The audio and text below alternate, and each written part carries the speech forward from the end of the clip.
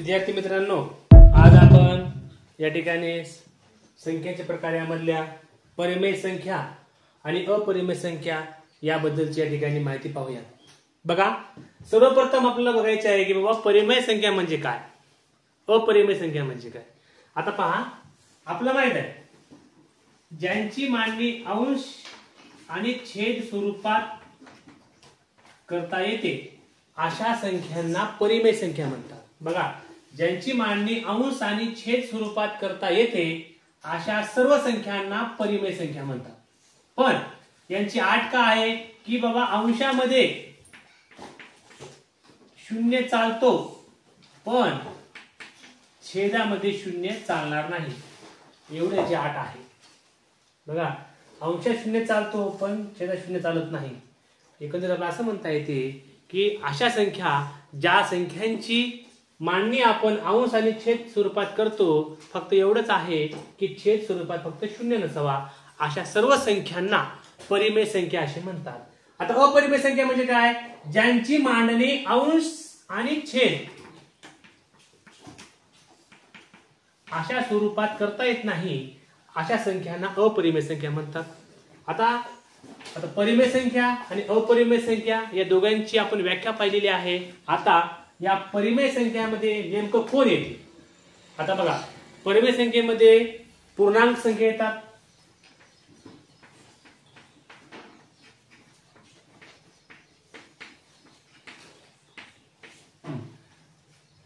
पूर्णांक संख्या येतात। आता पूर्णांक संख्यामध्ये तुम्हाला सांगितलेलं आहे मी, या पूर्णांक संख्येमध्ये धन पूर्णांक, ऋण पूर्णांक या दोन्ही संख्या, त्या सगळ्या संख्या काय असतात, परिमेय संख्या असतात। त्या धन ऋण या दोन्ही संख्या काय कशाचा भाग आहे, परिमेय संख्येचा भाग आहे। आता पूर्णांक संख्या, आता आपण एखादी कोणती संख्या घेऊया, तर उदाहरणार्थ मी 20/4 मी घेतलं। आता याचा परफेक्ट भाग आहे की नाही, 4 × 1 4, 4 × 5 20, हे 5 उत्तर आलं। म्हणजे 20/4 याची आपण मांडणी कशात केली, अंश आणि छेद मध्ये केली, म्हणजे हे काय आहे, पूर्णांक संख्या आहे।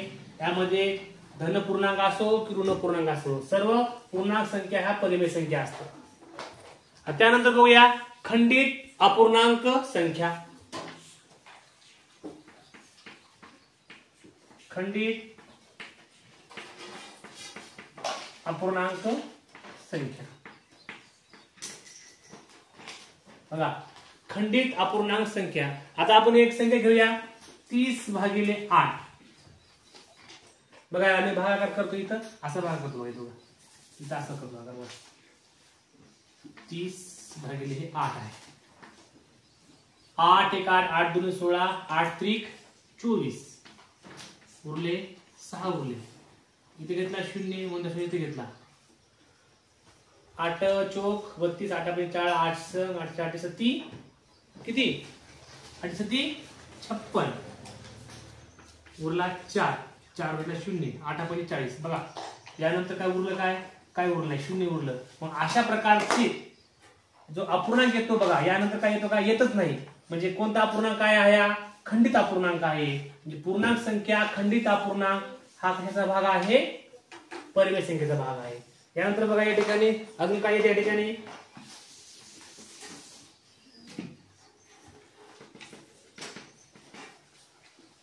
त्यानंतर बघा आवर्ती अपूर्णांक संख्या येते। आवर्ती अपूर्णांक संख्या।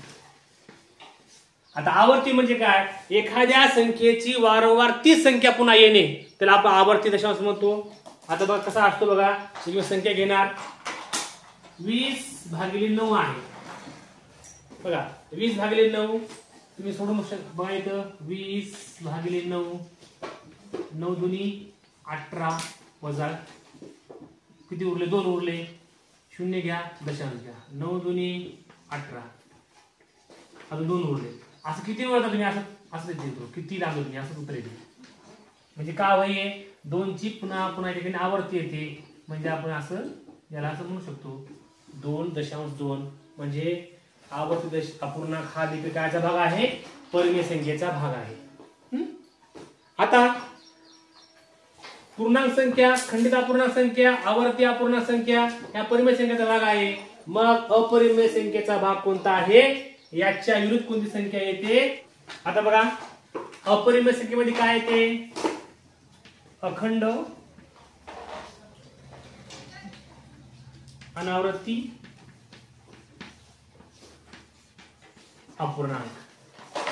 हा कसा असतो बघा, उदाहरणार्थ 4.75612367 असं काही घ्या, असा येतो.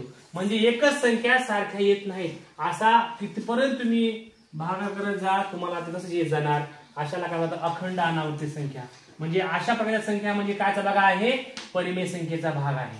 बघा या ठिकाणी पाहिलं आपण, पूर्णांक संख्या, खंडित अपूर्णांक संख्या आणि आवर्ती अपूर्णांक संख्या हा परिमेय संख्येचा भाग आहे. आणि इकडे काय आहे? अखंड अनावर्ती संख्या हा अपरिमेय संख्येचा भाग आहे. अजून बघा या ठिकाणी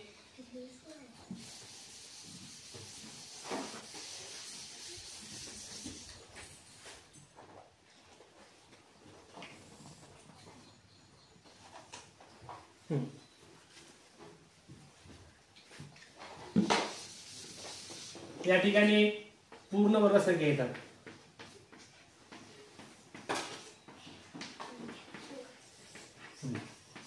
या ठिकाणी पूर्ण वर्ग संख्या नसतात.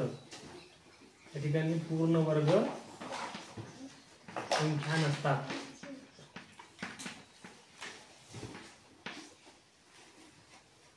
तिथे अपूर्ण असतात. कसं?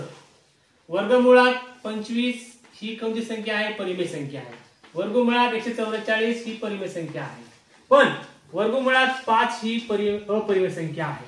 वर्गमुळात 7 ही अपरिमेय संख्या आहे. वर्गमुळात 11 ही अपरिमेय संख्या आहे. आता तुम्ही म्हणता की सर इथं पण वर्गमूळ आहे, इथं पण वर्गमूळ आहे, मग हे कसका परिमेय संख्या आणि हे कसका अपरिमेय संख्या? सोपं आहे. यांचं वर्गमूळ काढता येते. वर्गमुळात 25 वर्गमूळ 5 आहे. वर्गमूळात वर्गमूळ 12 आहे. याचं किती आहे? 6 आहे.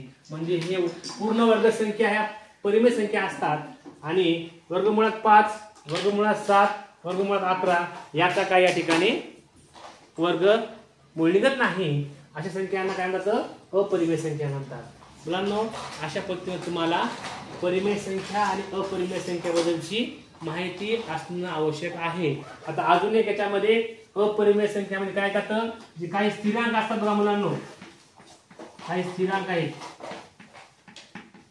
उदाहरणार्थ असेल पाय असेल आणि हे ई असेल, हे हा एकाचा भाग आहे, अपरिमेय संख्याचा भाग आहे. अशा प्रकारे तुम्हाला माहित असणं आवश्यक आहे. समजलं का सर्वांना? बघा अजून एक गोष्ट लक्षात ठेवा. आता वास्तव संख्या आहेत बघा. वास्तव संख्या ह्या कोणत्या असतात? वास्तव संख्या म्हणजे काय? यासाठी विशेष असं काही वेगळं शिकायची गरज नाही. बघा, परिमेय संख्या, अपरिमेय संख्या या दोघांच्या एकत्रितला काय म्हणतात? वास्तव संख्या म्हणतात. बघा, वास्तव संख्या आपल्याला वेगळं शिकायची काय आवश्यकता नाही. ज्याला परिमेय संख्या समजल्या, अपरिमेय संख्या समजल्या, त्याला वास्तव संख्या समजतात. परिमेय संख्या आणि अपरिमेय संख्या या दोघांच्या एकत्रितला काय म्हणतात? वास्तव संख्या म्हणतात. अशा प्रकारे मुलांनो आज आपण परिमेय संख्येबद्दलची माहिती पाहिलेली आहे. सर्वांना समजली का? बघा, वास्तव संख्या आपण याला काही वेगळं पाहणार नाही. वास्तव संख्या म्हणजेच काय आहे? परिमेय संख्या आणि अपरिमेय संख्या दोघांना मिळून वास्तव संख्या असे म्हणतात. ओके.